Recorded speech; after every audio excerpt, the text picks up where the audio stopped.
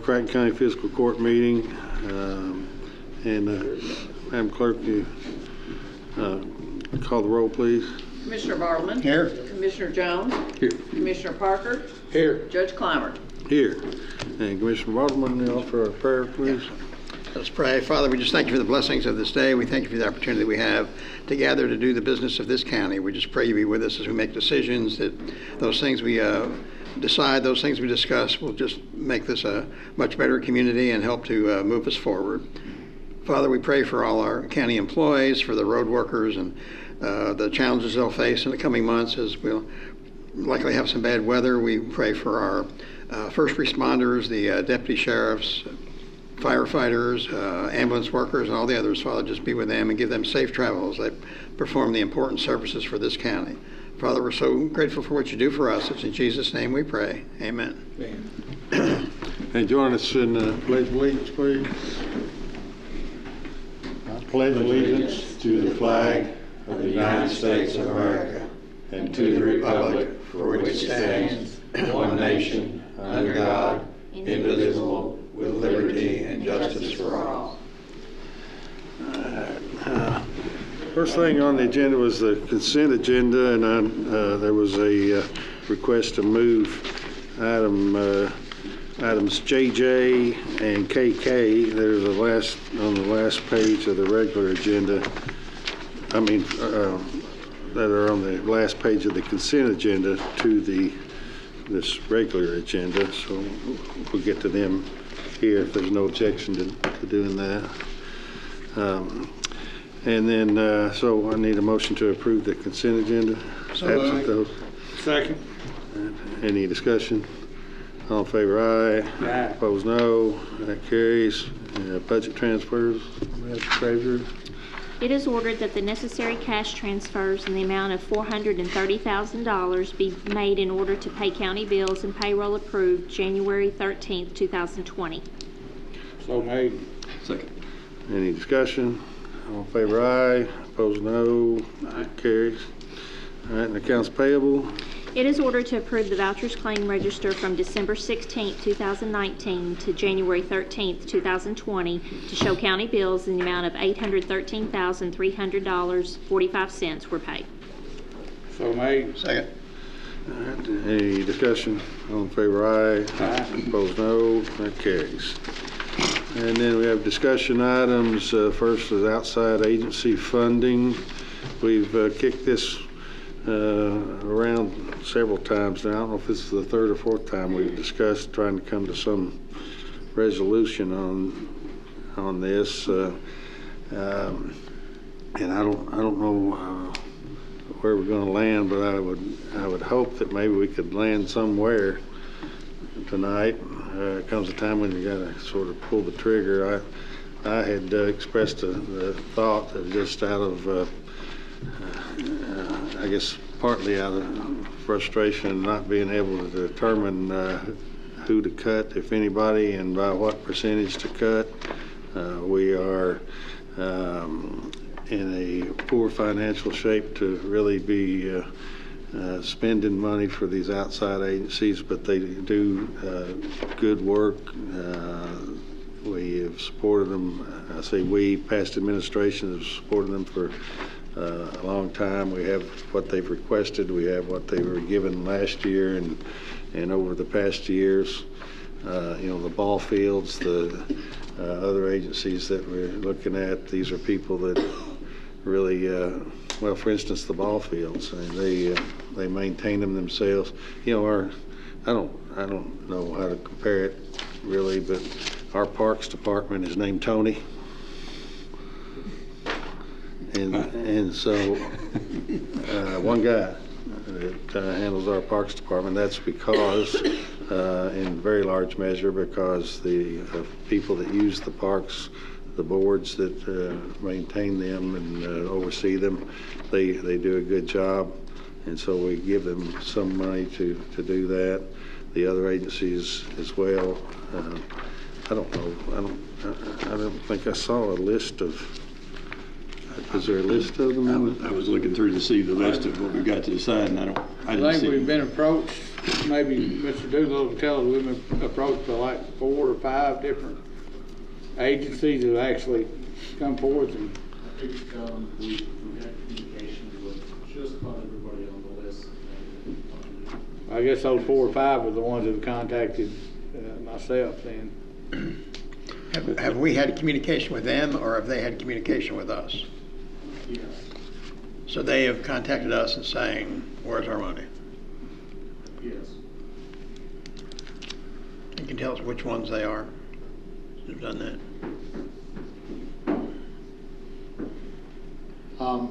We have heard from all of the ball fields except for Reedland. No, Reedland. Oh, you've heard from Yeah. Reedland? Matter of Yes, we fact, haven't heard in the they have office. the paperwork. Remember I called you last week? Oh, that's right. Yeah. That's So we right. heard from them. So it really boils down to haven't heard from Senior Citizen Center. Who's that? Senior Citizen Center. Senior Citizens. I think we had traditionally provided them with $25,000 in funding. Everyone else on the list, we've heard something from. So you've only heard from the ball fields, is that what you're saying? We have heard from all the ball fields, yes. But we haven't heard from anybody else? Yes, we've heard from everybody else except for one. And everybody else is CASA? They're included, yes, they actually came and saw you afterwards, if you recall. And then They were being funded traditionally to the tune of about $45,000. so the funding for Lone Oak, Reedland, and Heath, that was at 10,000 apiece? each. And then 25,000 for youth soccer and 7,500 for Brooks Stadium. Yes, to kind of, that was the sports funding. 2 of those we actually own. We own the land at Reedland and at Heath, and we also cover their electric bills at Reedland and Heath as the owner. Lone Oak does not get that assistance from us. We do not own that park. So I don't know what, I've tried to, the best I could, try to think what's a rational way to determine, of course, we could continue to further deficit spend, keep going down that hole, to pay the full amount to everybody. It's wide open. We could cut a few, cut them all, cut them by certain percentages, whatever we wanted to do. But I've expressed before, I thought maybe at least I can't see any of these folks that don't deserve some funding, with the exception of we just really it's in the best light a real stretch to be able to pay out money to these organizations because we are in a tight spot as it is. However, we have initiated some revenue capture through our inventory tax. We're going to have a discussion, next, about insurance tax. I am going to be proposing we do that. I don't know where you gentlemen are on that, but that too, if we can get to a consensus on that at some level, will create some funding. But we'll get to that shortly. But I don't know of really a better. I think we need to stay fixed with GPED because we are under contract with them at a given amount. The airport, I think we need to stay fixed with them because if no other reason, we're asking our governor in a meeting just last week to give us some money to help to build the new terminal. I don't think it would be a smart play for us to say we're not going to give the airport what we have before, but we're going to ask the state to do that. I don't think that'd fly too high. Pardon the pun. No pun intended. Or pun intended. So I think those two are safe in my mind. The others are not, but I believe that it would make sense. I think it would be fair to do this, to cut all the others by 1/2, cut 50%, with the hopes that with generating some revenue, we can, in the very near future, maybe next year, maybe the year after that, I don't know, but be open to looking and reviewing that, also to be open to them giving us their account of how are they faring with, do they have some reserves themselves? I'd be surprised if any of them are in any worse shape than the fiscal court is as far as its finances, but I just don't know. It just seems to me that would make a rational decision and would be fair to all. We're talking about who responded, who asked. I did call, I don't know, months ago. The senior citizens just called the phone number they had, got somebody on the phone that said the director was not there at the moment, and I asked to leave a message to call me because I wanted to know more about what they use the money for, and do they have resources, etc. And for whatever reason, I never did hear back, and so I didn't try to call back again. But you see over in one of our neighboring counties where they completely cut all their outside agency funding,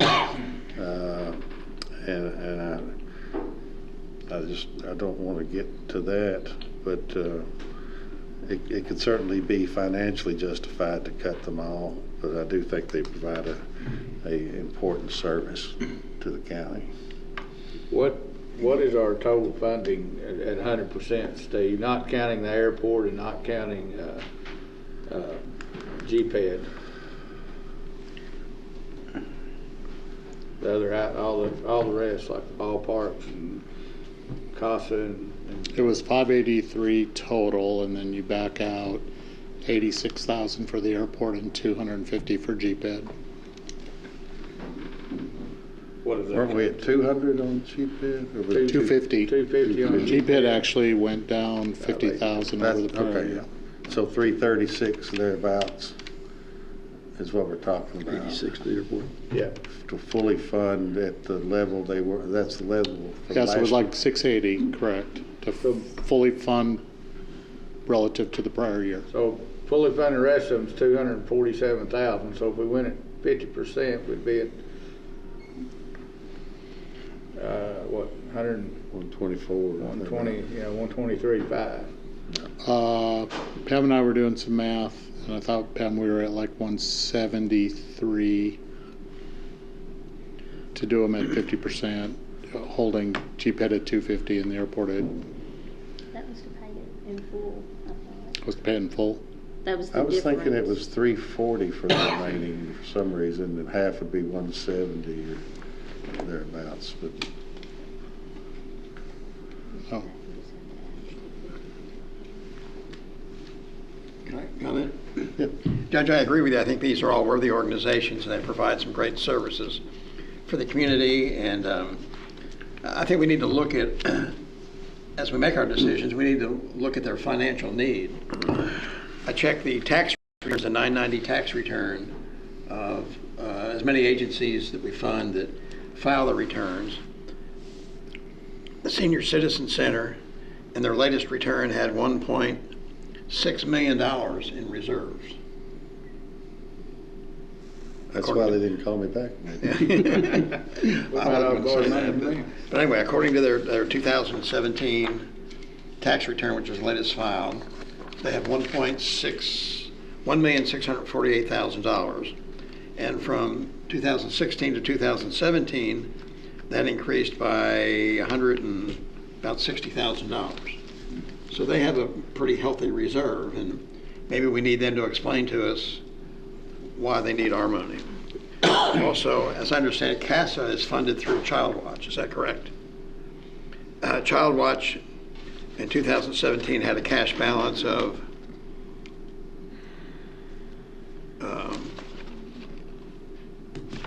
had a cash balance of $112,000 for the services they provide. That's not a big cash balance, but their cash. In 2017 they had $112,000 in reserve at the end of the year.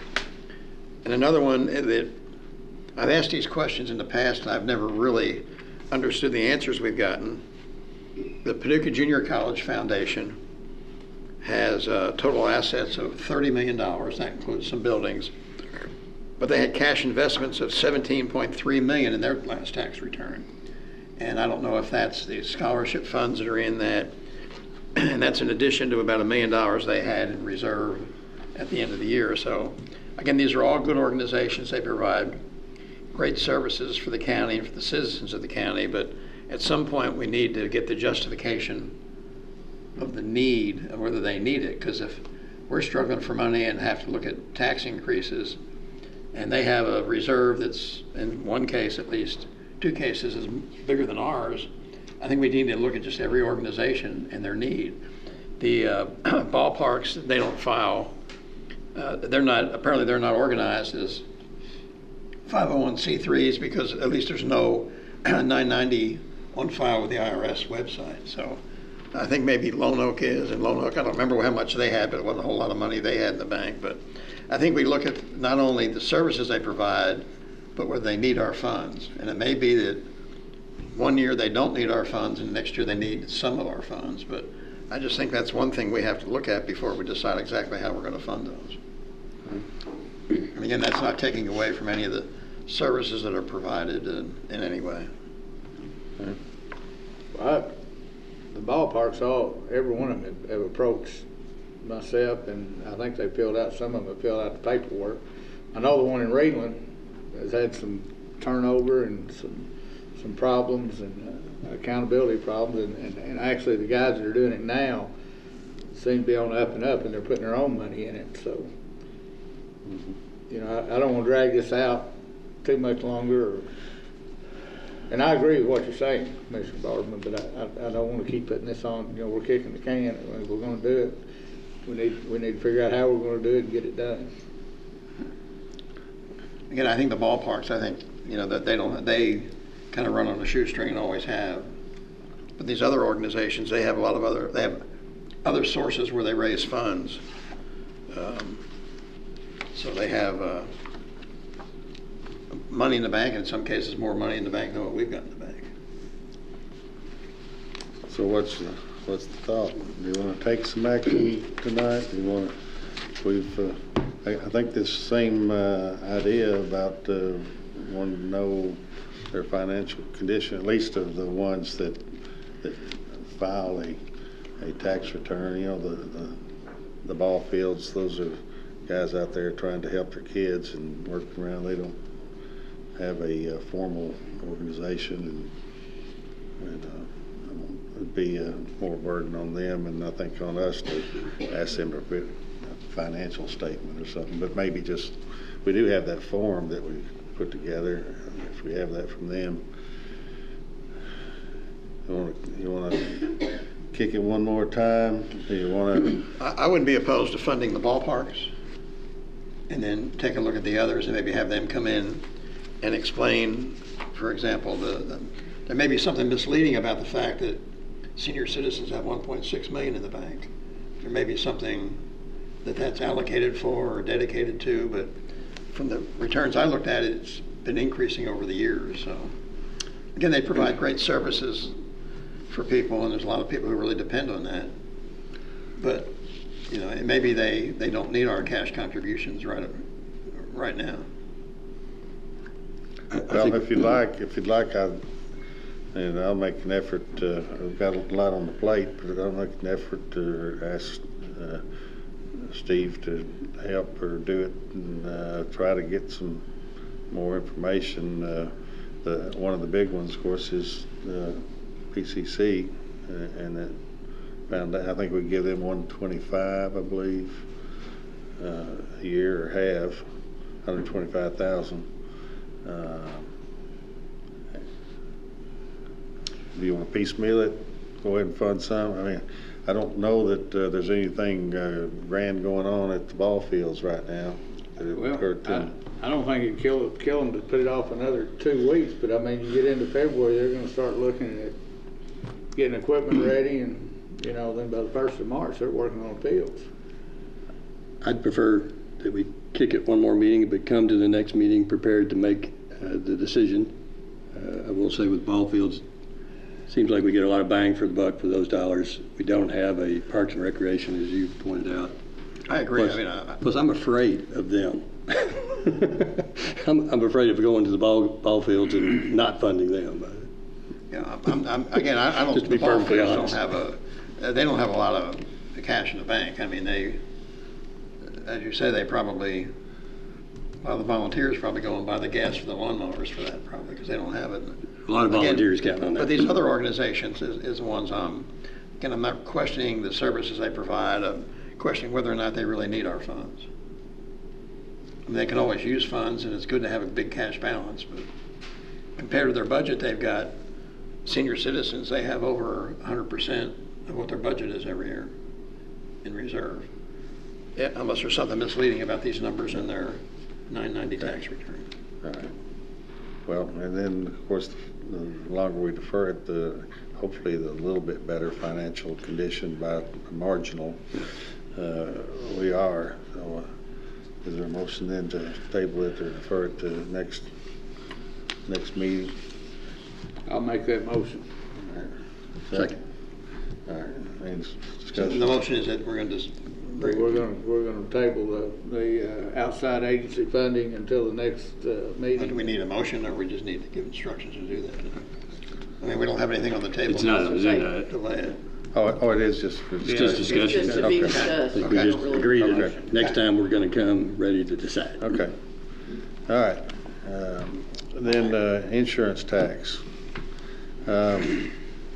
So I don't know what else to say. To play a recording of I have been going about telling whoever will listen that we're in dire straits. We don't have reserves. We had our bond rating. Moody's dropped us a full level on our bond rating because our reserves was low and we had no firm prospect, at least at that time, for any revenue to get us back into a good fiscal position. I think we've cut somewhere around $300,000 from the paving schedule this year to save that. We deferred, as we have now, so far, this outside agency funding. We've deferred car and equipment purchases. We've deferred largely on employee wage hikes for wages that I think our employees deserve. We are hearing some, I think, legitimate chatter about people who have been working for a low wage here. In fact, it was interesting to me. I was at a meeting just the other day, and they brought up that and I don't know how accurate this is. These are solid people that came up with this figure. Some study that said that it takes a wage of $14.60 an hour to be able to afford, in general, private housing. We start our jail employees at $12 an hour. So take what we want from that. The pension crisis continues to increase. I think we're going to be on the hook for about $200,000 more next year. We've been cutting travel to save expenses. You care if I tell them we even bunk up some just to save money on rent? You could have went without that, Judge. But I'm that's paying okay. a price there now. Yeah. I won't tell you, but in seriousness, we are cutting travel to save expenses. There's a lot of things we don't do that I think we really should be doing. Going to some of these meetings, it's this idea of I don't like to travel. I like to be in my own bed at night, and I don't like going up and down the road. But gosh, just like going to see the governor. What day was that? Last week, went and saw the governor. going to see other people, going to see Majority Leader McConnell in D.C. I went to Louisville Sunday, saw Mitch McConnell and Jamie Comer, had lunch with him, or dinner with him. It's those relationships. I mean, it's necessary to make those meetings and be there and have a face to, and not just a name on a piece of paper. And we've been cutting back on that. Paducah City has been at 6% on their insurance tax. They just went up to 7%. We've had no property tax rate in several decades. And I gave you this sheet. I gave it to you late. I just got it from Steve this afternoon. But this sheet of comparisons with other counties, their property tax rate, and insurance premium tax rate. We're at the very bottom when you compare those. Henderson, Hopkins, Franklin, Pulaski, Oldham, Bullitt, Campbell, and Davis counties, they're all somewhat similar to us. And we're having no insurance tax. We have just the property tax at 9.6. The lowest of them is at 11 in Pulaski. The highest is 25 cents on $100. And so I think it's legitimate to look at what comparable counties are doing, and our city within our county, what they're doing to generate some revenue. I mean, you can't. We can't continue to operate at a deficit, and unless we don't want to do anything and provide, cut services. At some point, we're going to need to be looking at cutting employees, and I think for so many years there's not been any revenue enhancement at all. And of course, we went through and still trying to rebound from the fact that our former PVA under-assessed property greatly and completely omitted taxing a substantial number in financial, the impact of that. And so we've got that to deal with.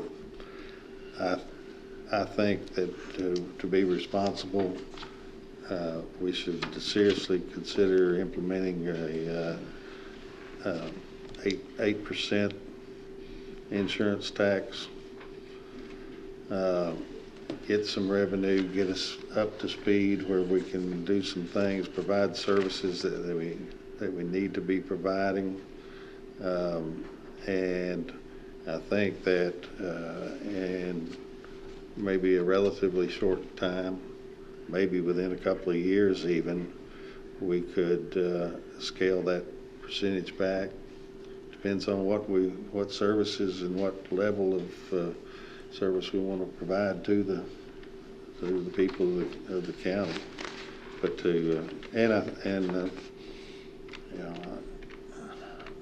I don't know where else to go with it. I'm frustrated, to say the least, that I had hoped that when I came into office with you guys that we would have the resources to give our employees some boost in their wage, some meaningful boost, particularly the sheriff's department, frankly, because these guys are, I think, second to none, and they can go right down the street here to City Hall and get quite a bonus in their wage by leaving us and going to the city police. Some of them have, and it takes, I don't know, what is it, Matt, now? It's 24 weeks, 22 weeks So we hire a person on the sheriff's department. Before we get really anything out of them, we send that person to the academy in Richmond for 22 weeks, paying their salary, all the expenses that go along with that. They come back a rookie certified law enforcement officer, and at the pay that they make, I'll tell you, the only reason I think a lot of them stay is because of Matt, because of how he treats people, how John Hayden did before him. I worked at the city police, and I've been in the county now for a spell, and not to say anything about the city police, but I just think the county folks, it's more of a family type or a closer bond within the sheriff's department. Now, it was a few years back when I worked at the city police, so maybe I'm not too accurate on that, but for some reason, our professional and high quality law enforcement people are willing to work at a much lower wage in the county than they are at the city, and I don't think there's any doubt but what the city would be, chomping at the bit to get some of our people if they could, because we've got high quality people there. So that's the initial spiel on that. We're here just to discuss this and see where we get. So, what do you got to say about it? I'm not. This is one of them things where it's going to take a lot of discussion, but I don't have a problem with generating more revenue as long as we know what we're going to do with the revenue, such as the sheriff's department. Are we going to bring those guys up close to the difference between the city and the county, which I really think it's going to cause us a major issue here pretty quick, because I think the city had on the news the other night they were 11 or 12 people short in their department. So, what does it cost to train officers, Matt, those 22 weeks? Their salary, travel. $60,000, $80,000 time you get it all.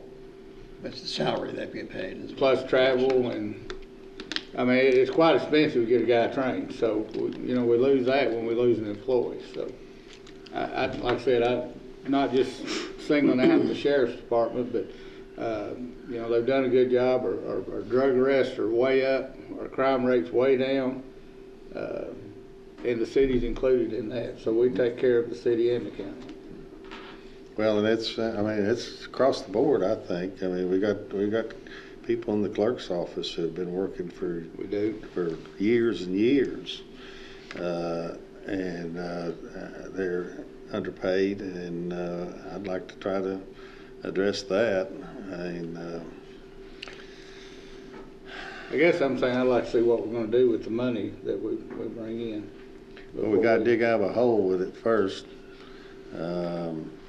We really need to get some reserves. If we didn't do anything, if we didn't provide any service or any wage hike or anything, we need to build our reserve by what do we figure? Several million. You remember what our figure was, Steve? That we're at least $2 million short in necessary fund balance, and we're deficit spending. We plan on doing $900,000. Deficit spending of $900,000. We plan on it. And see, we're talking about the pension. Am I right? We're figuring somewhere around 200,000 more next year on pension, and then New pension. And that $900,000 does not include any pay increases for the clerk's office, the jail, or the sheriff's department? No. We gave a COLA.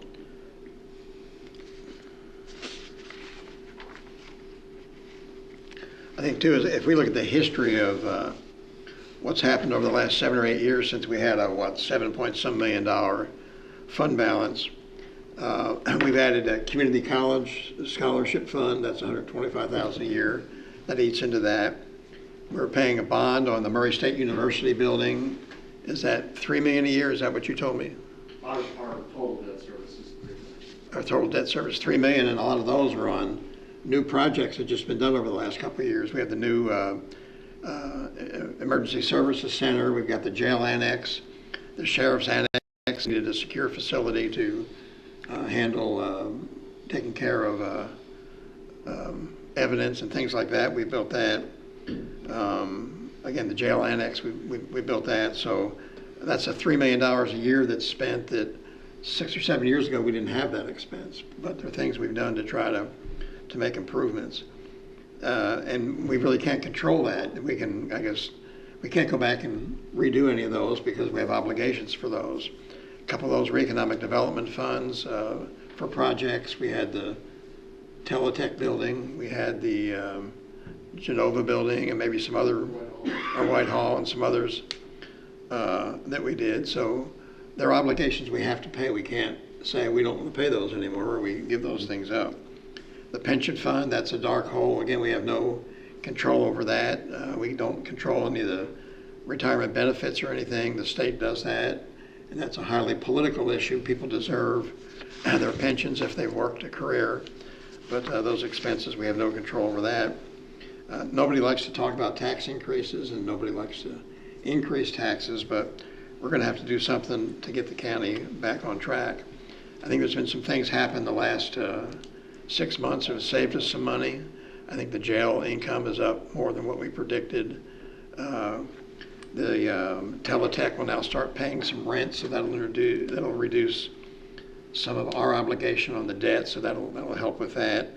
And there's been some other areas where I think we save money, but in the great scheme of things of our obligation, it's pennies and not dollars to do that. So we don't want to talk about an increase. I agree with Commissioner Parker. We need to sit down and just look at everything and look at what we would use and these are all things we have to fund before we do pay increases.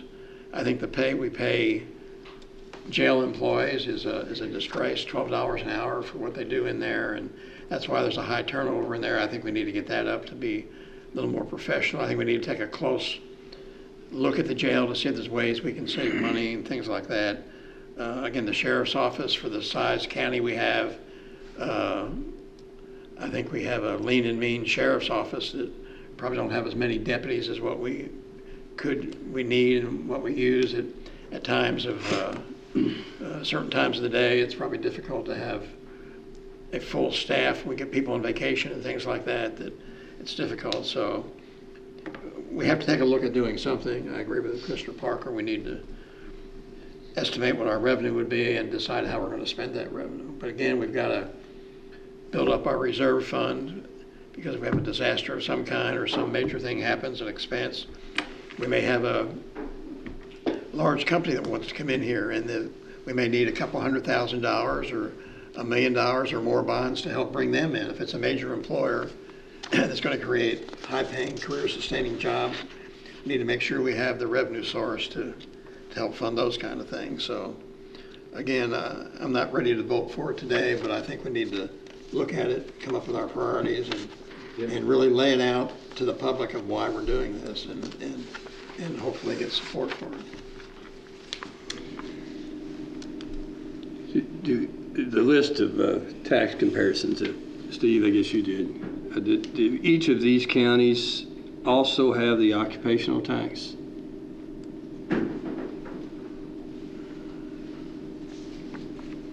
No, that's a little bit harder to find. Since you have to report to the state prop tax and the state manages the insurance premium tax, it's easy to find those data sets. Nobody reports occupational tax. However, it's pretty simple for all of these counties. They're at 1% because they're greater than 35,000 people, and that's their cap. We're under the same. Yeah, they cap. couldn't be higher. Could be higher if in this set they're all above 35,000 in population. So if you're below 35,000, you can have higher occupational taxes. Right, but if they're above 35,000, so all of these would be capped at 1%. The Yes. question is whether they are charging at 1%. Oh, they all do. Okay. Yeah, all the bigger ones do. And in this list of the big ones, Well, we're the only county in this list without an insurance tax, right? Correct. Are there any big counties that don't have the insurance tax? None that I've found. And we have the lowest. Approximately 40 have the tax right now, about a third. When we talked to the insurance commission, it told us it was getting to be a regular call as everyone is trying to figure out how they're going to pay for their pension costs.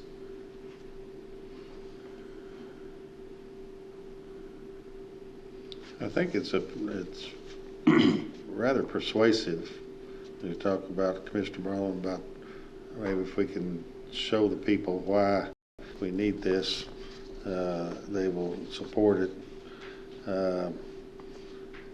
Some will, some won't. Some hear tax and that's all they need to hear. But when you look at this list of as best we can, I think, comparable counties and say that we're at 9.6 for total property and insurance tax because we don't have an insurance tax. And the next lowest is at 11% combined, roughly, 10.6. And so, and the highest being 25, well, there they are, 22 cents, 24 cents, 25, 11, we're 9.6. There's a 19, a 15, a 27, and a 22. Now, how is it that those counties saw the justification and operate with that level of taxation, but we don't need to? If somebody could explain that, that'd be really helpful. And that on top of, and I don't know how they do things in these other counties, but I know we have, I think we have 30 boards, for instance, and we've got just under 200, I think it's around 190 volunteers on those boards. We got our EMS department. Those are primarily, there's a few paid positions, but they're volunteers. We got our parks department named Tony. We've got these ball fields and all these recreational opportunities that are maintained mostly by the moms and pops and all that are out there doing that. We've got a volunteer fire department. Very few paid positions in there, and these men and women are volunteering their time to train and respond and put their lives at jeopardy. What would we do if we had to pay, like a lot or most of the cities do, to have actual paid fire departments? We are shoestring all the way, and I think my argument to anybody that says, why are you going to put more tax on us? There it is. It's right there. All these counties saw the need to and are doing that. We have cut. We know we got 200,000 more roughly coming in pension costs next year, 200 more probably the next year. I don't see any resolution to that coming. We know we need another couple $1 million just in reserves. We can get our bond rating up and show Moody's that we're responsible, that we're trying to turn this around, and that we should be trusted to be able to borrow money in case we need to. All these other things that I listed earlier. I think it's time that this body needs to recognize that there's not been a tax increase for decades. We're operating on revenue that we were 30 years ago at the same rate. Time is an issue. The state gives us what's the deadline? one bite at the apple every year. We have to have our paperwork to Frankfurt 100 days in advance of July 1. So when you look at the fiscal court calendar, we have to be adopted by the first meeting in March. We've got this to be a 2 reading. 2 readings. It's an ordinance. We better be planning a workshop then, hadn't we? So here's, and this may be an impossible request, but I know we've got the issue of 911 funding out there as well. I would be more comfortable making those decisions together at the same time than making this one and then saying, oh, guess what? Just when you thought the show was over, we're going to do something else. Well, there's a little bit of a, I understand that, but there's a little bit of separation. We're trying to fund 911 independent of the city and county.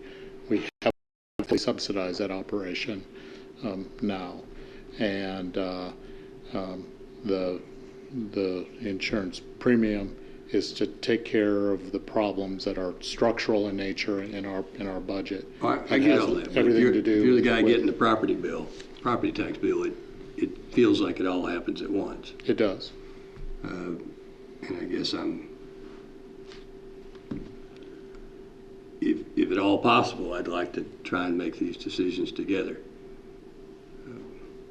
I don't think we can get it done together. Do we have the time to make the 911 decision? I mean, 911 isn't as timely. We've been efforting that for some time now, but if we lose the opportunity this year, we wait a whole year, and We're going to have another year of deficit spending. Oh, yes. It takes a year to yes. catch it up anyway. Yes. All right, so I think we planned on a, we're gonna swoop lower before we were able to start pulling it back up. all right. So once we, let's say hypothetically this year, we say, all right, we're going to do a 4% tax, half of what you suggested, and somewhere along the lines we decide, well, we need to do a little more. What's the process in between? It repeats. You get one shot a year. So it's not a mid-year, we need to adjust it to 6. It's this is it for the year. And So when the city did their adjustment, they just did theirs well in advance. Well of in the deadline. advance, yes. And because they've had their tax for decades, they had really good predictability as to what 1% will yield them. It's a little guesswork for us. And the state was no help other than, here, look at these similar counties, and here's what they get, and that might help you try to figure out what you will yield. And I guess that's what gives me pause in jumping in at 8%.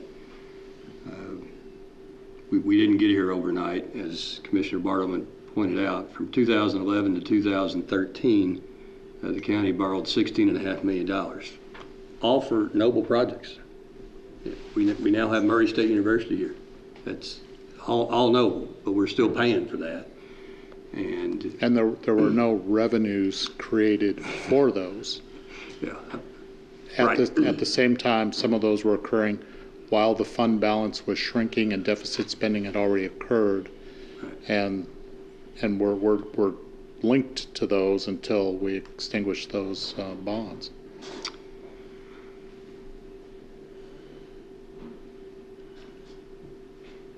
but I certainly see the need for the additional revenue. That scenario in which we have the opportunity to land something big but don't have enough money to bring it home is a little scary, and that's something that we might not be facing today, but we would be facing 2 years from now. Well, when we talked, I think, didn't they say it'd be, say we did this, implement whatever level insurance tax, that we wouldn't see any money till October October of this year. So we'll be into the next fiscal year. If you did something this year, we wouldn't begin to see the impact until 25% of the way through the next fiscal year for us. And I get the political expediency of, well, let's let's do 8 and taper back if we decide that's too high. But I guess I'm uncomfortable jumping that high, not knowing what the revenue. But I agree that the revenue, the additional stream of revenue needs to be created, and for those who come after us, they need to have the revenue, and they need to have the knowledge of what it will bring in, so that they're not sitting here guessing as to what it would bring in. The only thing you're going to have left are cuts. The only option we will have left will be cuts. And as I've said before, the organization has been cut, with the exception of the jail, the sheriff. Every department of city government or county government is smaller now than it was 10 years ago. We've learned to do a lot more with a lot less. I think some of it there was some fat on the bone, but some of it has gotten into the bone. It's resulted in less service. Well, and frankly, as the law of annexation has evolved, that's an equally scary future for counties, because it is now very obvious that cities will target the occupational tax, as they probably should, As they have done so before. I don't think that should be the law, but since it is the law, I don't blame them for doing that. And so that's I don't think we can count on an occupational tax increase, because that eventually will just be the target of an annexation.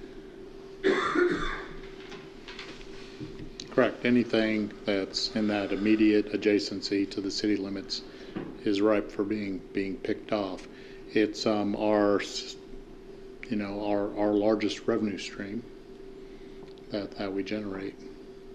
And I guess that would be the same with this insurance tax. I mean, Same thing would happen. Yes, annexation, and the richer the spot, I think you can correlate with. There's more insured value there. They buy more cars. There's more liability insurance.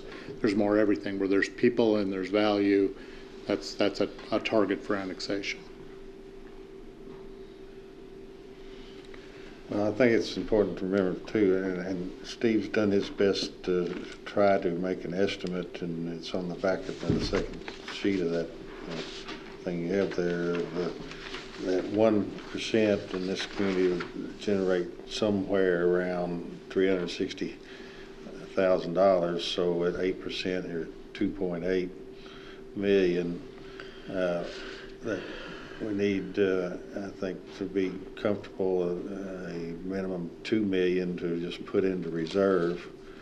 That would leave us $800,000 to do the paving that we didn't do last year of $300,000. 500, Judge.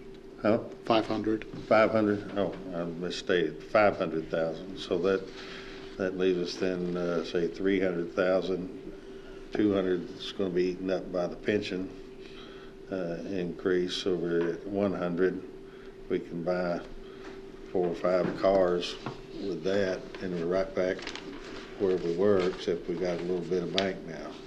We didn't give anybody a raise, though. Yeah, nobody got a I'd raise. figure that out.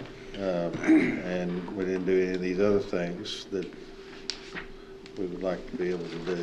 So, but if we do make decisions on the 911 funding, that would free up money in our general fund. Between $250,000 and $300,000 annually.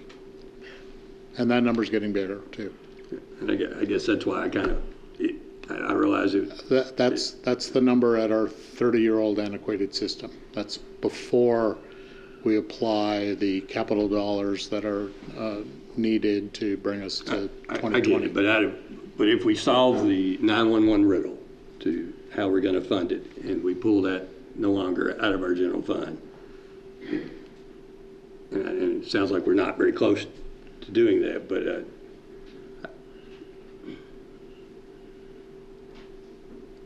I guess we could get close. It just means we got to make a decision. Yes. on both. Yes. Chase that rabbit for a moment. I believe the city does have a number from federal engineering to re-engage them and freshen the report up and add some of those questions like Commissioner Bartleman asked. I don't think the city's pulled the trigger on that. I think that'll be something they'll be looking for us to assist them with.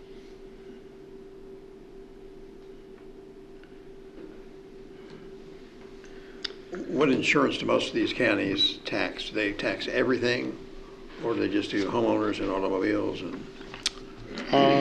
I'll share that report I have with you. And I'm going by memory here, and it seems like if they drop something, they drop health insurance. Right. If they drop health insurance, they tend to jack their rate up higher on everything else. So we meet on February 10th.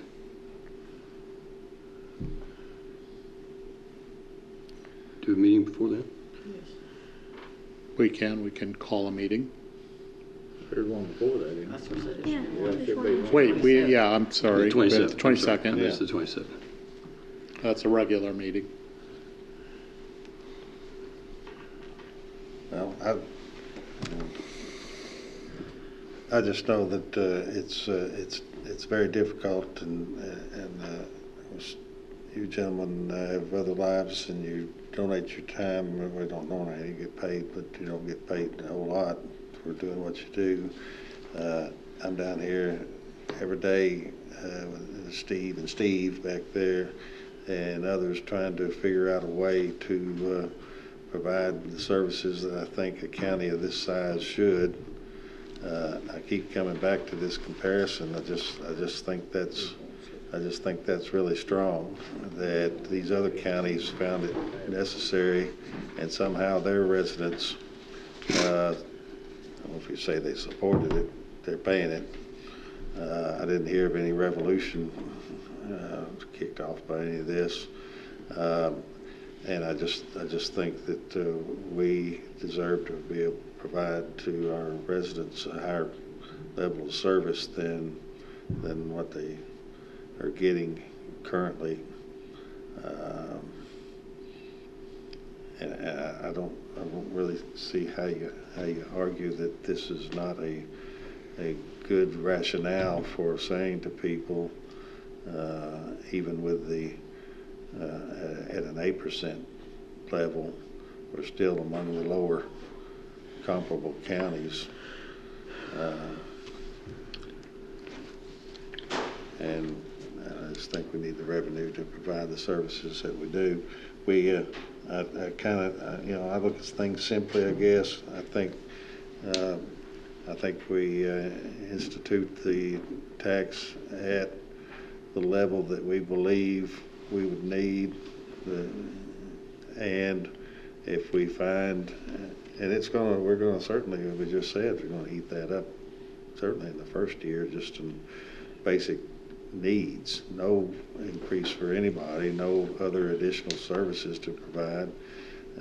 We've got, I don't know how we're gonna finance the sports, facilities. We know that the heads in beds, the room tax is not going to cover everything that we need. It may be that we'll need some finances to put toward that. But I guess I've always looked at our county as being one of the leading counties. You can't do what you want to do without having the revenue. But anyway, what I'm going to likely do is have prepared for the next meeting a proposal, perhaps an ordinance, to institute a tax at some level, and of course those things can be tweaked.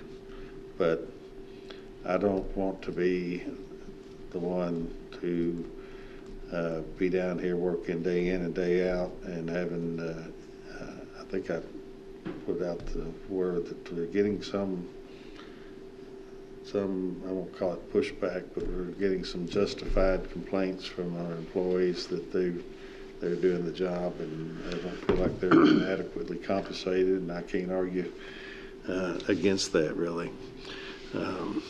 So I'll have the paperwork if you gentlemen think you don't want to do it, then we just won't do it. But frankly, I'm just tired of trying to get things done. Y'all are working hard too, it's not just me, but I guess I'm the one that's down here day in, day out and hearing the complaints, and then you hear this BS from people when you go out, are you going to be our tax and spend commission? I don't appreciate that stuff. I'm here trying to do the best I can for this county, and when you hadn't paid any tax increase in 30 years, maybe you think it's time to pay up a little bit. So. All right, hypothetically, let's say we do a 4% or 6% or 8% tax. We won't start getting that income until when? October? After the first quarter of the next fiscal year. So October. So October. And when we get that, I would think that would almost be within 30 to 60 days of that, we will know, well, here's what that's going to generate, here's what it won't. Okay. It might take a whole year until we know, because Why is that? somebody's insurance might not be their house insurance. I pay my house insurance, the rate's set in January. Months So not be average. It may not average. It may be that we need at least 6 months and maybe a year before we know exactly what it's going to be, because of the way insurance comes due. Aren't they all insurance paid monthly generally, or not? Well, I get a 6 month. I mean, you pay it annually or 6 months, 3 months. Are you or talking about monthly. on house? Yeah, on house insurance mortgage. or car insurance. If we were to put it on health insurance, a lot of that would be paid by the employer, wouldn't it? Yeah, the tax is on the employer, not the. I mean, it'd be, because normally they, Taxing ourselves. Appreciate it.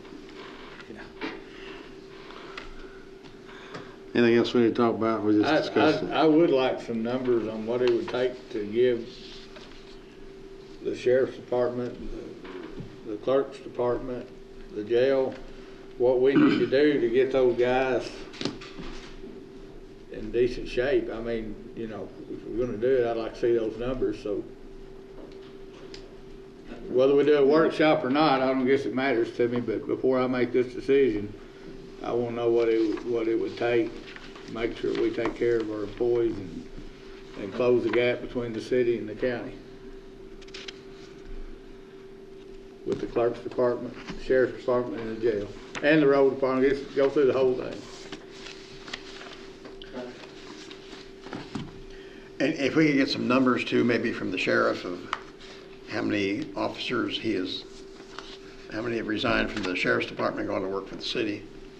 I'm not aware of any in the last couple of years. I know there's been some in the past, but, you know, because about 2 or 3 years ago, we did bump the salaries up a little bit to lower the gap, and that helped a little bit in that.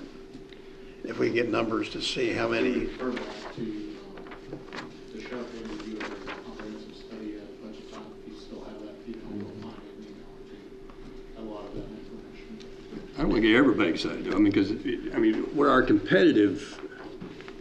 where we are not competitive is in that employee that's been with us about 7 to 12 years. I mean, we're still competitive with that entry level clerk. It's keeping, I guess I compare this to the circuit clerk in my business. I used to be afraid of losing a secretary to the circuit clerk.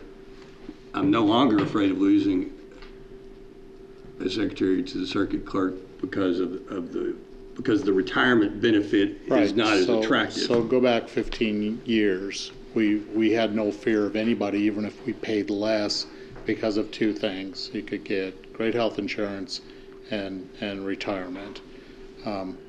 that's why we need to keep health insurance as our best benefit we offer our employees. But now there is the Tier 3's employees, and that's all the new ones. They don't see it that way as I need to hang on to this for dear life, even if I'm $2 below going someplace else. I think we now do see employees. We've seen it recently in the clerk. We see it in the jail all the time. $1 an hour at that level is a 10% raise. Heck yeah, I'll go for $1 an hour. Yeah, and I say the jail entry is low, but I guess what I'm saying is I don't know that everybody. We need to approach the salaries with Right. So you just can't say I'm going to fix this by making the average entry wage $14.60 so that we're equal to that metric the judge mentioned. Well, we've got clerks that have been here for several years that don't make $14.60 yet. Yeah. And same true in the jail. So you just can't fix the bottom. You have to. It kind of goes like a cone like this up through the middle and up through 3/4 of the way through the pay scales to make that right. So it's more at the bottom, and then it just kind of trims itself out at the top. It's a more complicated number. It's a more complicated number, yes. And we can't, I'm not saying we can fix it overnight, but we need to come up with a plan. I think we can come up with a multi-year plan to address it. It's worse in some areas than others. It's not bad in the road department. They're typically, compared to state and city, they're paid as well, if not better. It's jail clerk are probably the two that are most acute. Animal control, we start them out at $12 an hour. Talk about a job you don't want for $12. It's that one, and then sheriff's department right behind that. Well,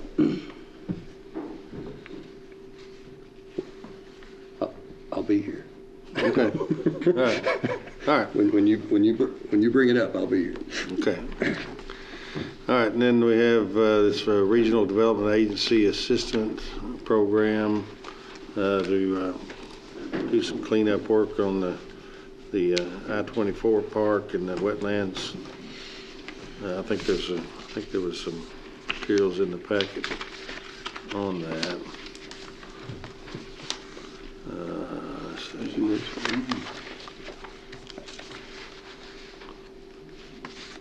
I didn't see the materials, Judge, but I've talked to Bruce. He stepped out on the phone call. He'll be right back.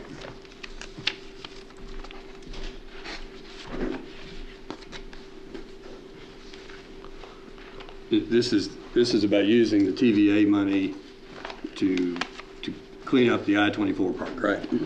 Two things that we have in mind. We discussed this. Let me just go to the podium, Steve.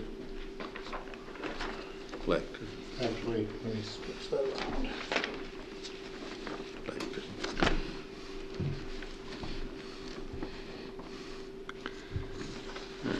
Yes, sir. Mr. Urban? Yes. What did you want me to go over, Steve? Okay. One of the first steps in the RDAP application is for the fiscal court to approve a resolution for payment up to a max, and I believe that max in front of you is $153,000. And what that will allow is for the GPED to move forward with the bid proposal process. After that gets completed, at that point, a project scope and budget will be sent to the Department of Local Government for approval. So this is really the first part of about a 6 or 7 part process. Didn't we have estimates a lot lower than what this is now? Yeah. The dollar figure that you see represented is what's in our account at this moment. The state asked us to do it this way. So, But our estimates are a little bit lower, but they haven't been bid yet. Eventually, there'll be a memorandum of agreement between the Department of Local Government and the IDA that will actually specify that exact amount that we get back through the bid process. But as the initial step, as part of this resolution, DLG actually asked that we put the maximum amount in. So what we're doing is requesting this amount of money, but the amount of money we get will be the actual cost. Correct. Based on bids. Correct. This wouldn't entice somebody to say, well, they got 153,000, I'm going to put in a bid of 100. Nothing will make IDA accept those bids. So I would hope we would use common sense and best practices, not to add on that. So this is kind of like a boilerplate resolution to ask for all of the money, but then we will only get what they approve for funding expenses. So if it costs $65,000 to do the work, that's all we'll get. And then if later on we decide we want to use other TVA money for something else, we've already done this first step. We don't have to do this again. Is that right? For those two projects we're asking them to approve. I don't want to do it this way. I'd rather do it. We get a bid, say we want to do the project. This body says, yes, let's do that project and use this money. I think this path just makes us a pass-through, and I don't want to be a pass-through on this money. So. The process that I have kind of laid out, that was directly from the Department of Local Government. I get it, and What you want to do is wait and get the exact amount and ask for the exact dollar figure and not. I feel like this money has been designated for us to decide how to use it as the elected officials. And I don't want to just simply say, let's ask for all we've got, let's give it to the IDA and put the burden on them to decide where to do it. I think that's our burden. I think we're the ones that either get elected or don't get elected. And not to mention, this is not necessary. This is our present IDA, which is a joint IDA. Nothing says that we might not later down the road decide to have a different IDA. The IDA, as I went through the training on this was money set aside, has to be for economic development as a way to ensure that it doesn't accidentally end up in the general fund. We're going to make this kind of get a check mark from Department of Local Government, and the fiscal court has to go through this process. Now, the only thing I do like about this is that with the change of administration, you always kind of worry when they're holding money that belongs to you, they may decide that you've left it there too long.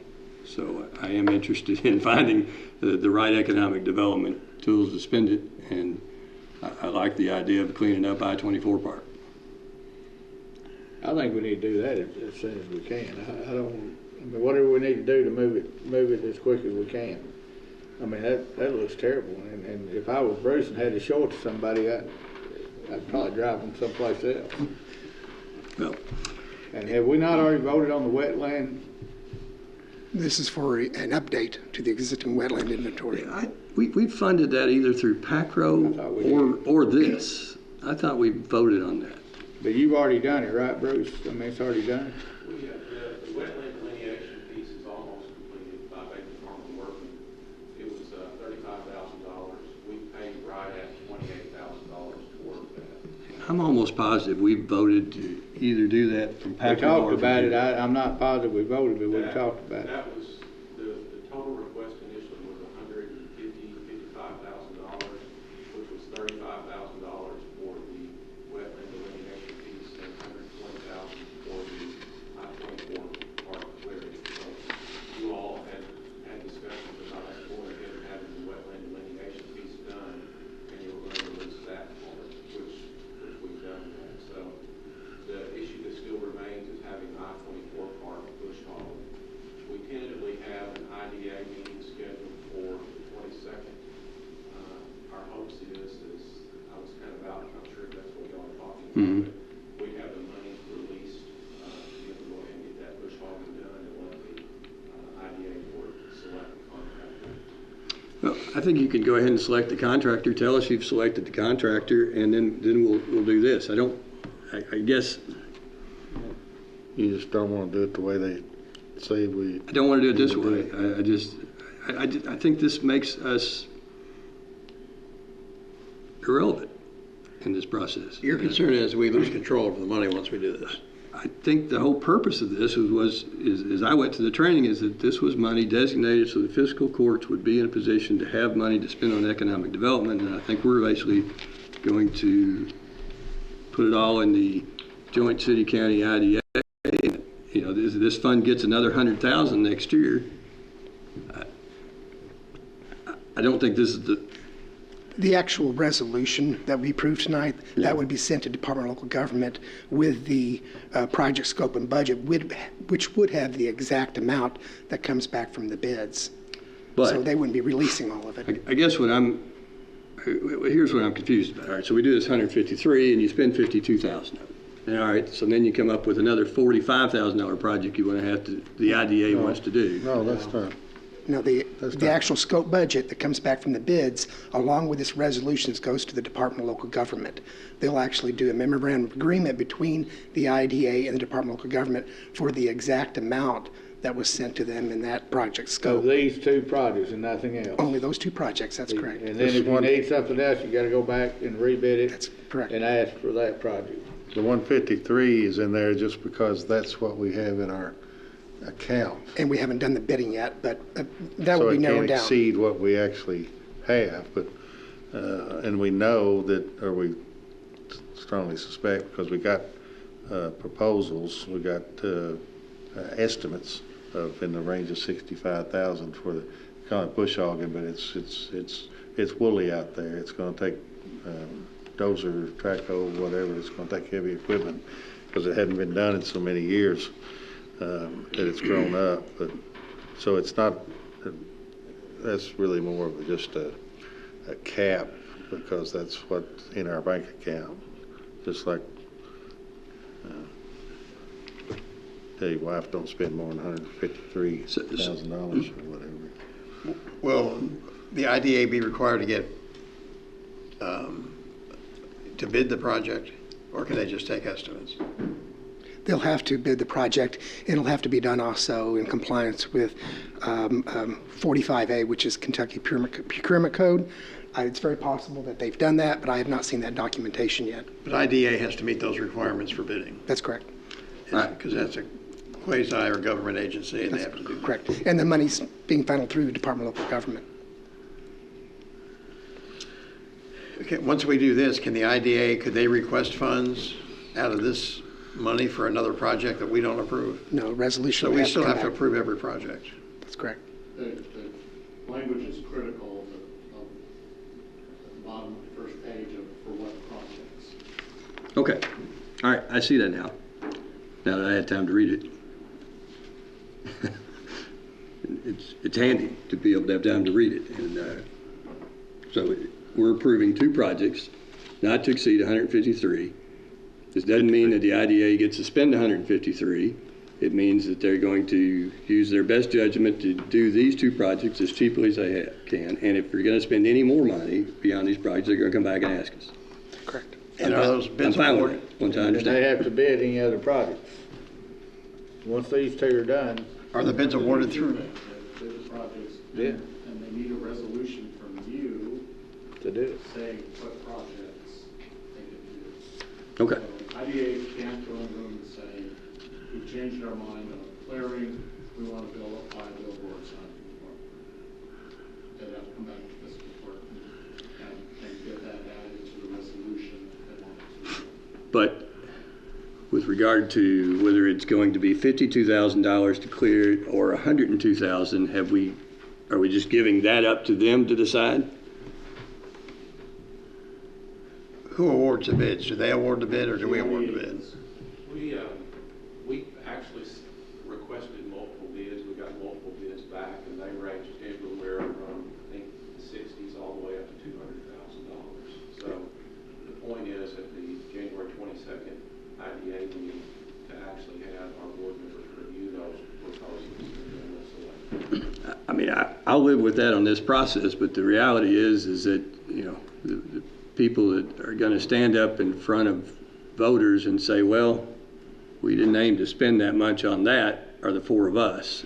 And I would prefer a process where I see the bid and I see the scope of the work and I approve it, but every time I go to Lowe's, the guy that sells hot dogs asks me if we've got this done yet. So I'm ready to I'm ready to move along on this project, and I'll live with this process, this 1/4. But it feels like we're a little disconnected to the end result, the end amount.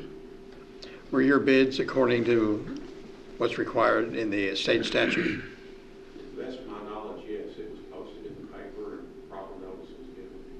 I mean, it was formally advertised and Yes. everything. I think we need to review that just to make sure, because IDA hasn't done a whole lot of projects, just to make sure we meet all the I's and T's. It's our job to make sure we don't accidentally hire somebody's cousin at twice the price. I can assure you that's not the case. We started out at 120. I know, but it's our job to do that with county money, and this is county money. Do we have the opportunity to review the bids and approve them? Or do we give all that authority to IDA? I think Department of Local Government is under the opinion that the minimum you have to do is what Steve laid out. I also think that if you wanted to review it and have more information about the bids and the project before you pass a resolution, my sense is you could do that too. Can we seek an agreement with the IDA that they at least let us look at them and sign off on them, even though we don't have any formal say on them? Just to make sure that something doesn't come back to bite us in a couple of years. And again, I mean, we wouldn't have the final say on it, but if we could look at them and if we could raise, if there's anything we're concerned about, we could raise that with IDA. Is that an unreasonable request? There is no reason why we couldn't have an agreement with the IDA to not supersede the state process, but augment it to make it work for our local needs. Because I think right now, the way, at least the way the Department of Local Government views it, your power is at the resolution level, Oh. and the spending happens at the IDA level. My preference would be for the IDA to say, all right, we've got this proposed contract estimate. We need this amount of money. Will you approve this? And we do that, as opposed to, this feels like when if I'm sending my kid out to the mall, I say don't, rather than spend $25, I'm saying don't spend more than $100 and hope she spends less. It does. It does. So, I mean, I think we're making that request. The IDA come back to us and let us review it. Even though they don't, I guess, legally have to do that once we go through this process. They don't pass this resolution.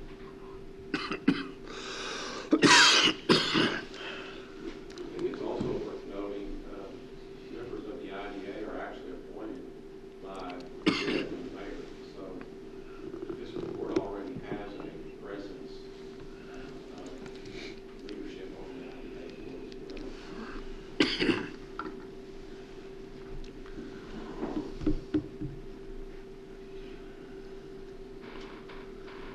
So, what is it, we put out, now, I'd understood that there had not been actual formal bidding process, but there were just estimates gotten. That's not the case. No, that's not. Initially, when we were initially told there was 153,000, whatever the number is, that's available with EPA and the tax money. And we've already talked about the wetland delineation piece. We have some other folks that went out and they gave us an estimate that said it would go up to probably 120. So we saw that number, it was like, wow. So we thought, we've got to put this thing out for bid. So we gave public notice, gave the time for them to return bids. We actually had a public opening of the bids, and we were able to put that out. Okay. Well, so when, and any other thing that we send out bids on, advertise it, anybody interested puts in a bid, they've got the performance requirements, all the technical aspects of what they're required to do. I guess all that was done. Yes, Heather Pierce, our project manager, she she actually met individuals out at the I-24 logistics park and actually showed them the work. So Right. And so the bids come in unless there's some unforeseen irregularity or something, except the lowest, maybe the lowest best bid, I think is the term. We never really go in and start wanting to look at those and say, you know, are we sure we want to do this? I don't know. What is your concern that something's going to be done improperly, or that we need a second check it? It's another set of eyes on it. I mean, it's not, I don't know what could be done, but I just want to make sure that this isn't done in a year from now. We say, oops, how did that happen? You know, that. Well, of course, inherent in the bid process is a understanding by the bidder that if they're the least expensive, the acceptable bid according to the parameters, that they get the job. I think if we start, I think there's a danger in starting to, if we're going to take bids and say, okay, got the bids, now we're going to see which one we like and who are you, and are you the judge's cousin, or are you whatever.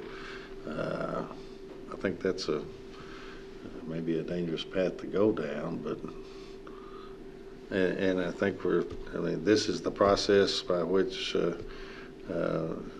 DLG is set up. We are. See, and I guess that's where I'm not sure this process is not consistent with the training that I sat through at KCO, at least in my mind. And maybe I wasn't paying attention, but it's not consistent with that process. And I just remember that seminar repetitively saying this is fiscal court money, and I guess we wouldn't do this with. Would we do this with anyone else? Would we do this with the sheriff or any other department, saying, all right, here's how much you got. Try not to spend it all. Pretty much. That's our way. Well, maybe we can go back and look at how we're going to do this in the future, but let's get the I-24 park. They've already bid it. I'm with you. Let's do the resolution. Let's get it cleaned up. These guys already put the work in. We got bids, and we've done it the way it was supposed to be done. And the wetlands delineation is done. So let's get it behind us. And if we want to do something in the future, then let's work with GPED and figure in IDA and figure out how we want to do it. My recollection of Commissioner Jones is that this is the process they talked about, because there was a lot of discussion about the counties not having a say in it once you designate it to some other agency. It has to go through that, but you actually approve the projects. Right. And I mean, we conceivably, by doing this, are saying this project could cost $153,000, right? Yes. And then, Since this is our first project, I would just like to request that IDA run those things by us before they give final approval of it, just so we can see the process and how it works, and make sure that there's no red flags that come up in our mind. I don't think there will be if we got a bid of 60-some thousand, which was half of what you had originally. And what is not spent stays in the account for future projects. oh, I agree, but I guess what concerns me is they could technically say, well, we're going to spend it all somehow in the scope of this project, and I don't know. I don't guess I can envision every way that this becomes somewhat disappointing in the end, but I've been practicing law for 30 years, and there's usually a way that things become disappointing when you leave things kind of loose. And I mean, I guess we're approving this, but we don't know how much the project's going to cost, right? You think $52,000? my recollection is correct, I think it's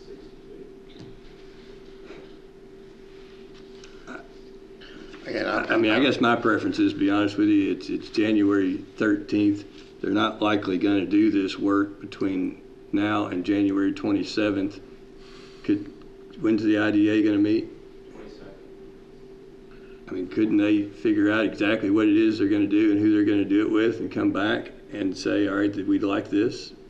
And we say, yes. That's my preference. I agree with that. That's kind of the point I'm making. Again, we don't want to micromanage them, but we just want to make sure that since it's this amount of money, it's our first effort at using these funds, that we are involved in the process, at least to review everything up until the end.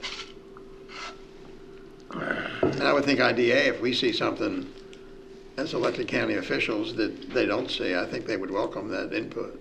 Steve, is there really any reason you couldn't, since they already have a pretty good idea what their numbers are, just suggest simply change the dollar amount of the resolution to the lower number? Yeah, I think that'd be fine. There you go. I mean, think when I'd really DOT like to gave get that this done. advice, that was to be expedient. This is the process. You Yeah. didn't blow it and send a resolution up there for 40,000, and your project come back at 60,000 and have to amend it or redo. Especially when they've already paid a big part of the delineation fees, so we need to get them their money back on that. Yeah, I swear, I'll have to go back in my memory, but I just think we've approved that. I remember there being some urgency with the wetland fees, and we found either another way to pay that. I know we said we were gonna do it, so we can get that knocked out here too. So what'd you come up with? Well, you say you need 62,000. I believe the number is 62, 35 for Make it less than 100,000, 65 and 35. Well, I think what we ought to do is $62,000 and just have the scope for the excavation, and then we'll research our records to see if we've already approved the PACRO funds for wetland delineation. I just, I don't think we did. I really thought we did too. I thought we had it on. For Mud Road. for what? Mud Mud Road. Road, the property. that was 112,000. Are you with me? Don't you think we did it? But even if we done it, if we do this resolution, we're just gonna Sounds pay for familiar, it, but I we're don't not know. paying for it twice. Well, in either event, we know we want to do the 62,000 for the excavation, and in the next 2 weeks, we can search our pieces of paper and make sure that we haven't already done the delineation somewhere. It's what I do with my own money.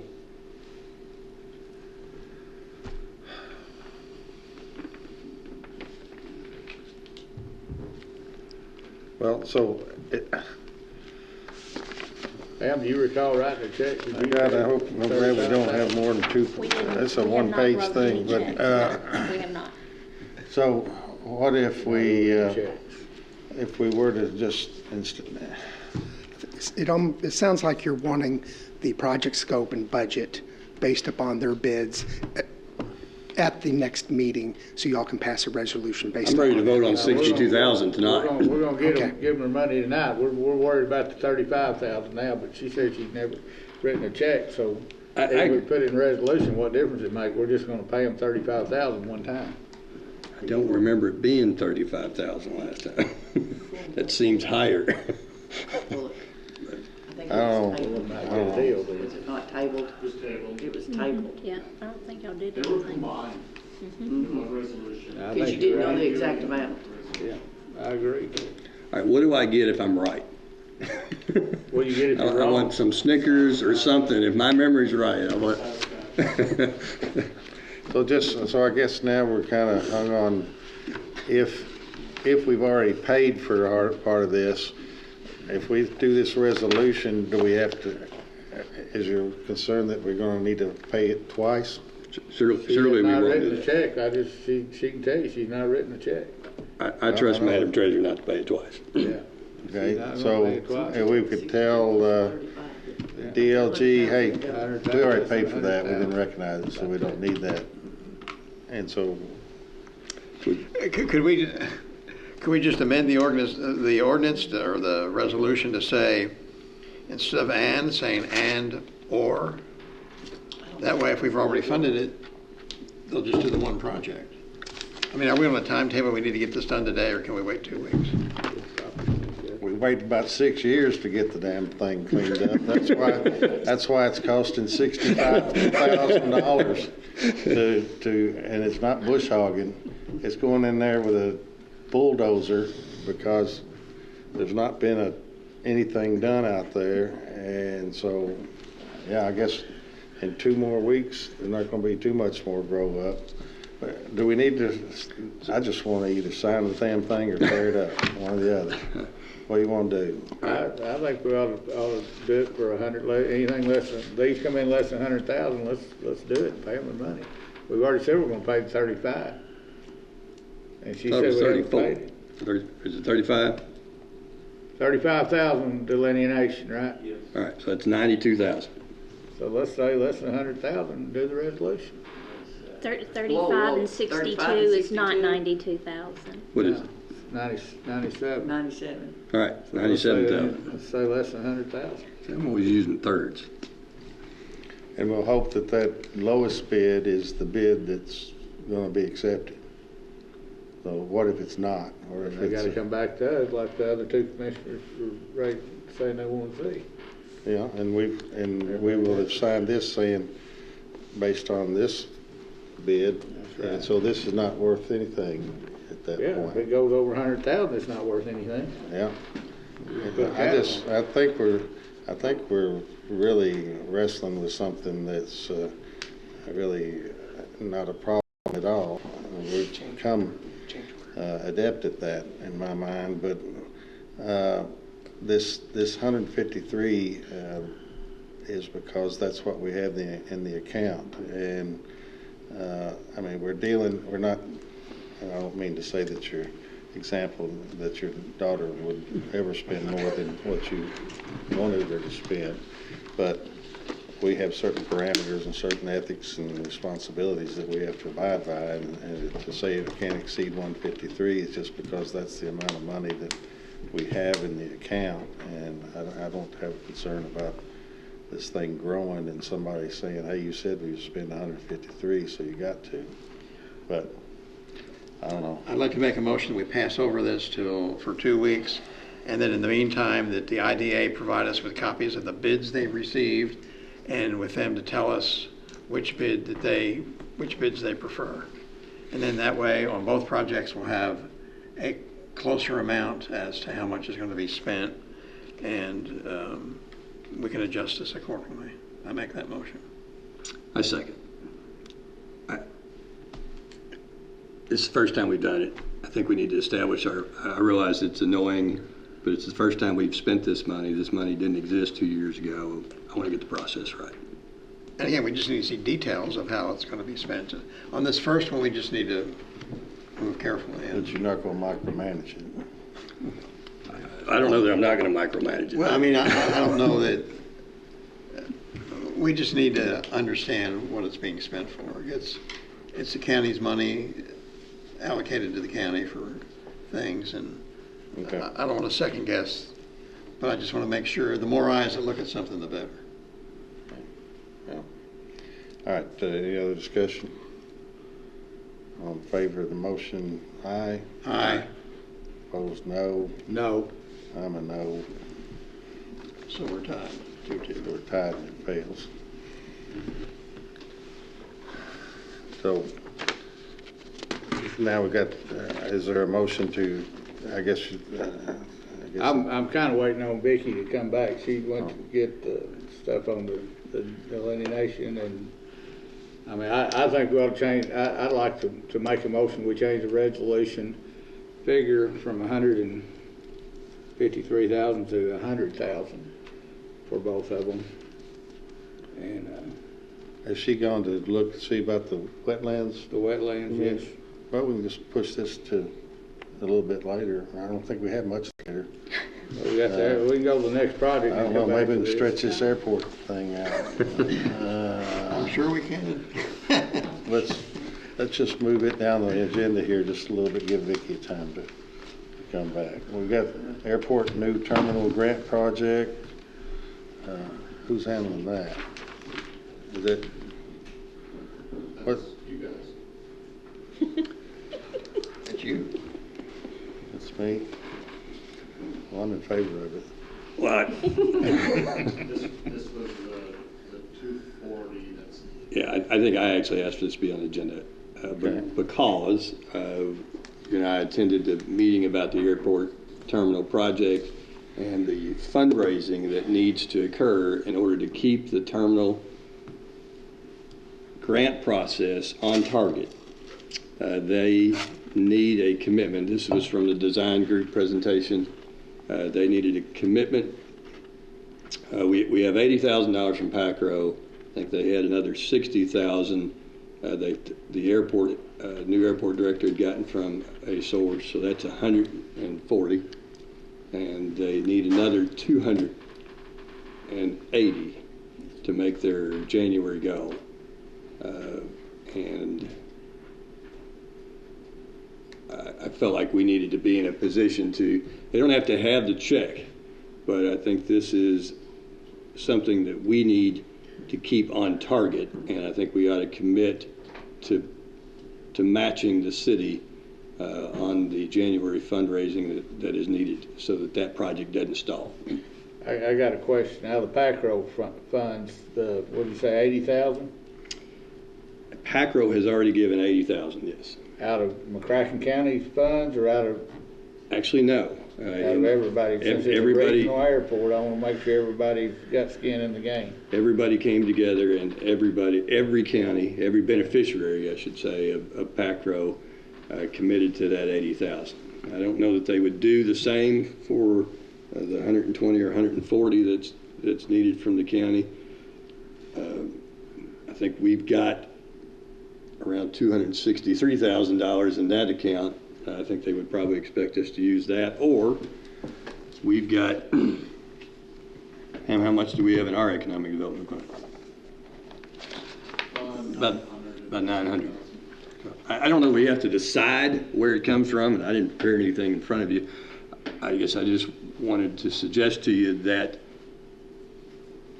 we should communicate to the airport folks that we're willing to pay half of that. We don't have to pay it now, but just make the commitment maybe in our next meeting, and we'll decide whether that's either going to be PACRO funds or whether it would be the economic development funds. I think it ought to come from one or the other. I don't think we want to leave that project out there not wondering whether it's going to make its next step. I don't think we would. Explain to me again why they need this commitment in January. I think these funds would go toward our portion of the design obligation. So I think we're paying 20% local of the design cost, and I think that basically equates to 20% of the design of these design So costs. they need another 200,000. Need another 240, and I apologize. I had a spreadsheet I intended to bring, and I just forgot that. So the city that I would was do in about charge of 100, this. and we do about 100. About 120. Could we use TVA funds for that? We got more money coming from that fund. Oh, it sure does seem complicated. But yes, I think that is an eligible goal for TVA funds, the economic development funds that we've got in our account, or the PACRO funds. So what they want is just an obligation. We'll come up with the money, and then we'll decide later how to come up with it. Right. I'm good with that. Do we need some kind of formal We got action? 3.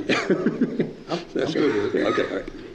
You want to make a motion, Eddie? Well, I don't know that we need a motion yet. I think if we just go back when we go back to the airport terminal, we can say, listen, you can count on the I county would for like help. to keep it as much, when we use that PACRO money on something like that, as much of a regional.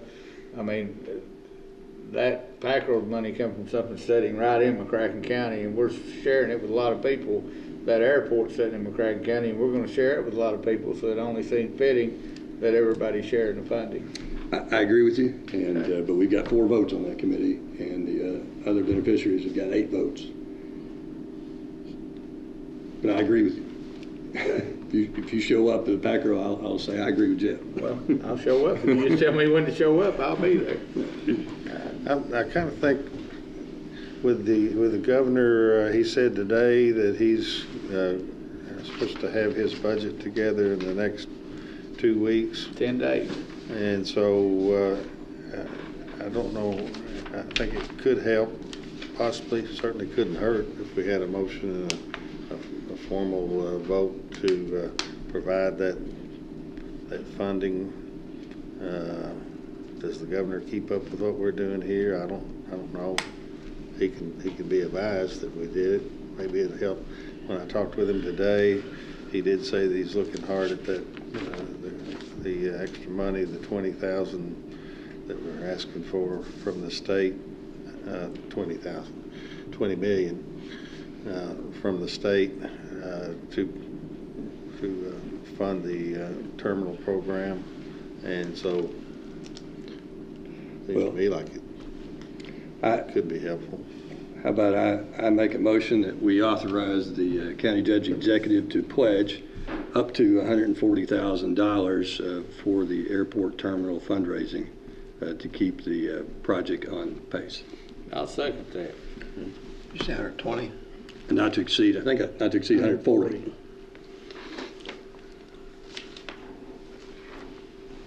And I can assure you that is a hard figure. There is a presentation of exactly what we need, and it's on my computer, and I can email it to all of you tomorrow. And so the pledge would be when we see what that hard figure is, but it won't exceed 140. Right. Any other discussion on that?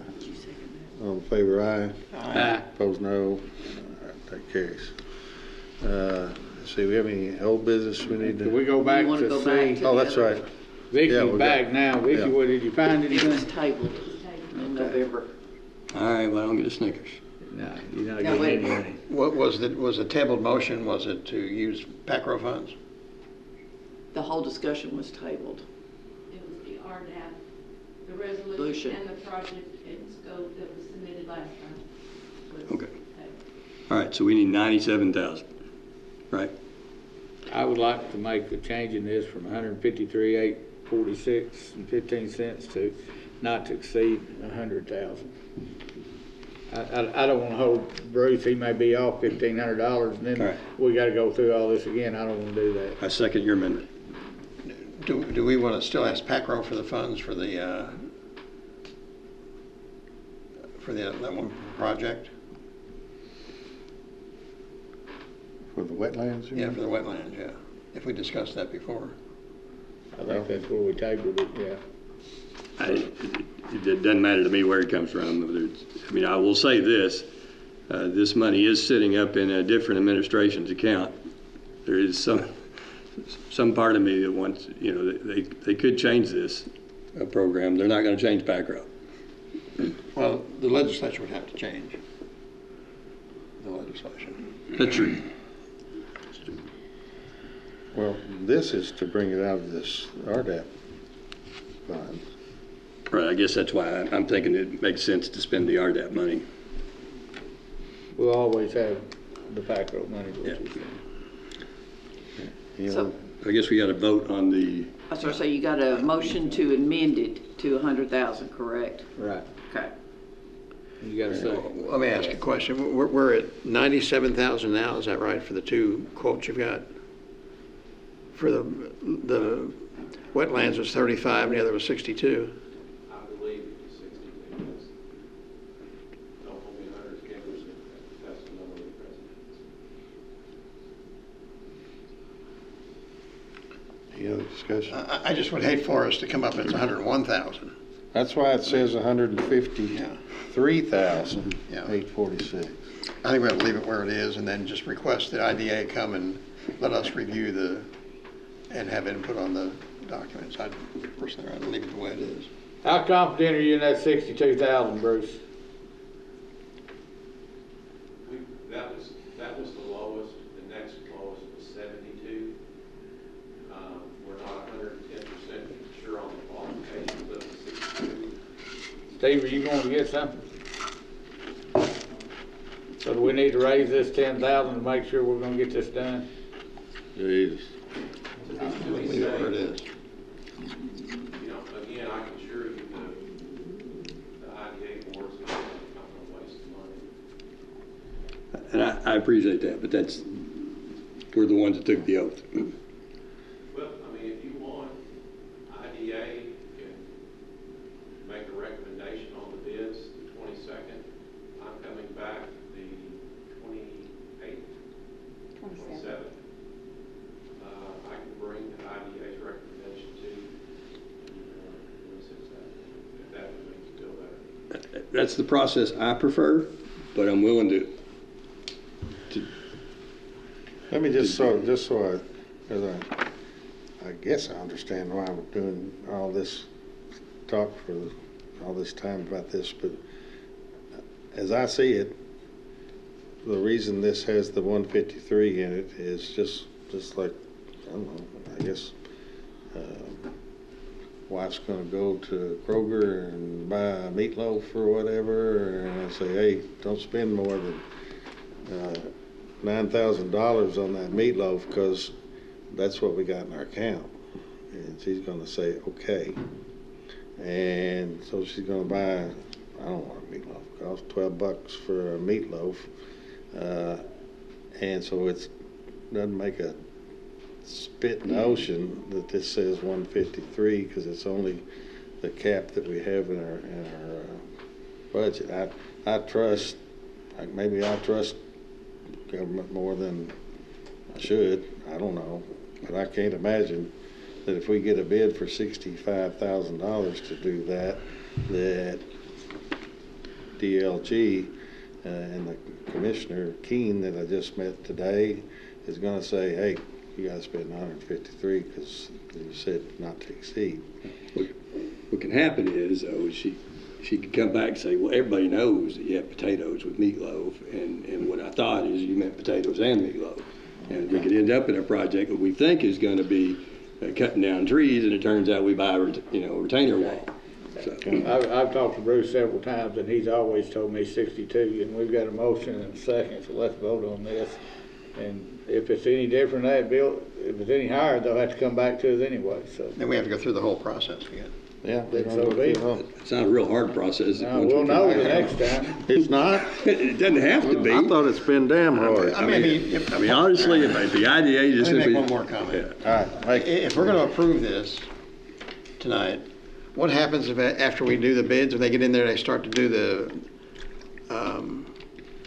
some of the work, and they find out something in there that we didn't know about, and it's going to increase the bid by the cost by a change order of some amount of money, and then we don't have the money to do it?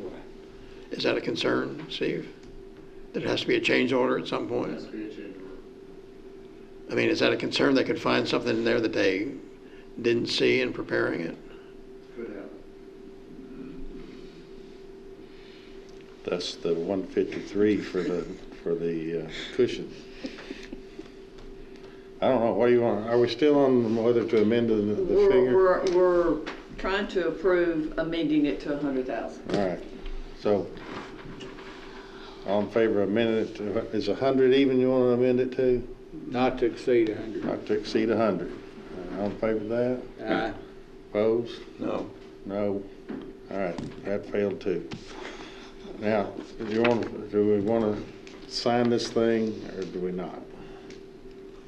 At the 153,846. I'm willing to approve this again. I'm repeating myself. If IDA comes back to us and lets us put our eyes on the bids they have, and they come back with how they want to bid it, and if they would take seriously any input or concerns that we have. If IDA agrees to that, I'm willing to approve this as is. Okay, so you don't want to. I guess what I want to say is that I've been for this project since your first day, Bruce. There was a letter on your desk from me saying I suggest this project. I'm 100% in favor of this project. I'm opposed to this process. So Can we get the property cleaned up? Let's vote on it right here. Let's get this done. I'm all for cleaning up the property. I don't like this process of overspending money, but Did you make a motion, Commissioner Barber? We have a motion on the floor. I make a motion we approve the resolution as is. I second that. No conditions. No, other than an informal Wait a agreement minute. that you come to us. Is that informal? Let's review it. Will IDA do We're going to that? recess for 5 minutes. I need 2.5 of it.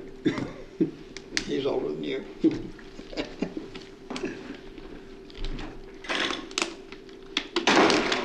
I got time to cash out.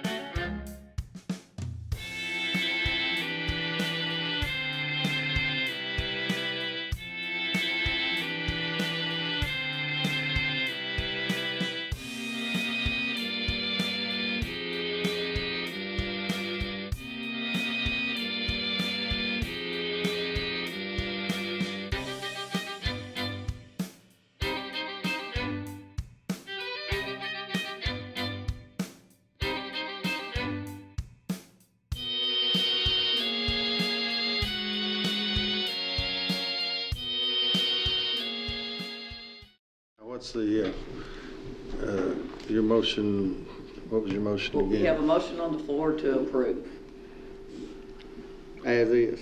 as is. I'd like to make a superseding motion that we pass over this and resolve some of the issues that we've raised tonight, and that we vote on it up or down at the next meeting. I'll A second that. superseding motion. That's a motion that has precedent over the previous motion. Okay, wasn't it your motion? Yeah, I'll make another motion. Okay. All right, you want to make a motion superseding your motion? Yeah, it's Okay. the To motion pass has- over. The motion has a precedent to pass over. To just I not do don't want to have anything? another 2-2 vote. So if we pass over it, and then we'll work to Okay. resolve some of the concerns, and we'll Right. vote it up or down at the next meeting. All right, so, any discussion on passing over this and just not doing anything at this time then? I guess I'll second that because I don't like this process. Okay, we got the second. Any more discussion? All in favor of passing over this? Aye. Aye. All right, pass over it.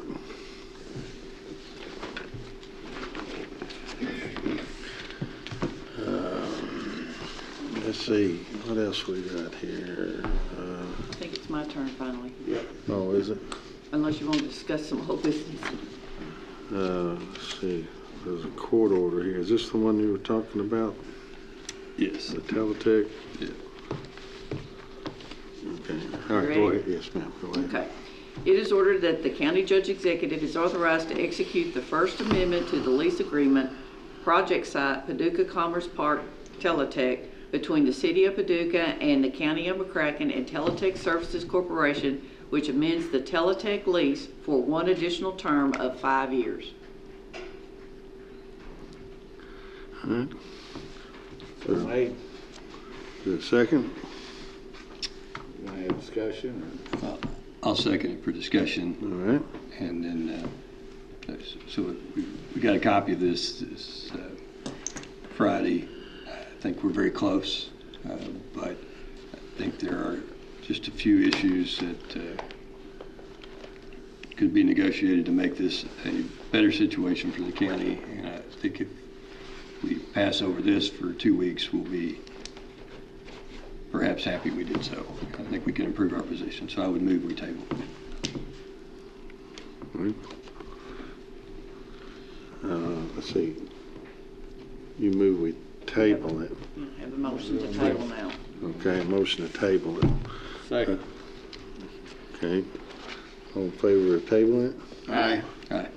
All right, we'll table it then. Next, B?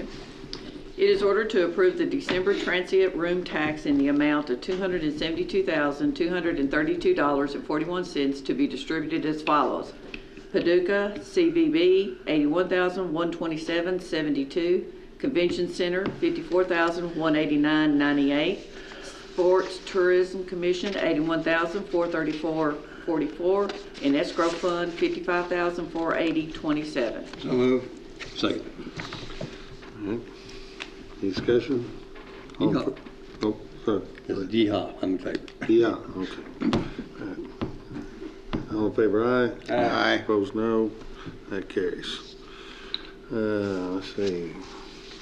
Can we keep going? Got one more. Yes, one more, yes. Well, we're going to have actually two more after that, too. It is ordered that McCracken County Fiscal Court purchase a 2020 Dodge Durango from Linwood, Paducah in the amount of $28,710 for the McCracken County Sheriff's Office. The price is the same as was quoted from Linwood in the most recent bid process. So made. Second. Is it okay to do it that way? Yes. Okay, that's all I need to know. Don't say anything else. Don't tell him too much. Any discussion? All in favor, aye? Aye. Opposed, no. That carries. Now we're going to go to JJ. Okay. It is ordered that Jeff Parker is appointed to the Government Affairs Task Force, a GPEDC committee.